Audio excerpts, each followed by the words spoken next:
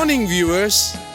Welcome to my brief devotion titled Fresh Bread.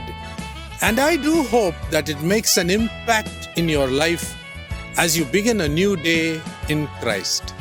Did you ever notice in the Old Testament that there is no detailed account of the deaths of any of the Gentile brides that married Jewish saints or servants of God?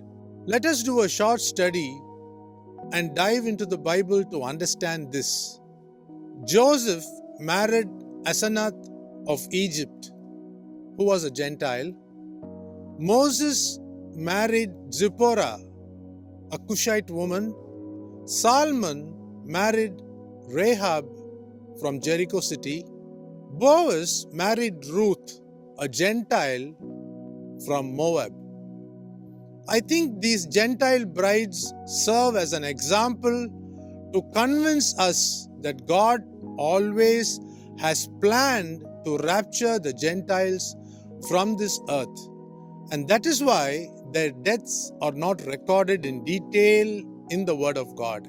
But when we go back to the death of Sarah, there have been so many details recorded in Genesis 23:1 because she was Jewish. Over the years, the Holy Spirit seems to have intentionally left out the details of the death of Gentile brides, starting from Asenath of Egypt. What do we learn from this observation? Many Gentile Christians like us will not die but be alive during the time of rapture. We will not see death. And in comparison with Boaz and Ruth's marriage, we glean some truths about this.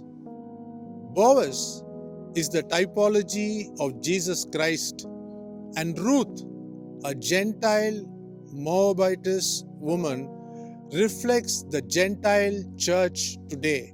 Though there was another kinsman redeemer, it was Boaz who came forward to redeem both the land and the Moabite bride to himself. Likewise, it was Jesus Christ who accepted the Gentiles to his fold.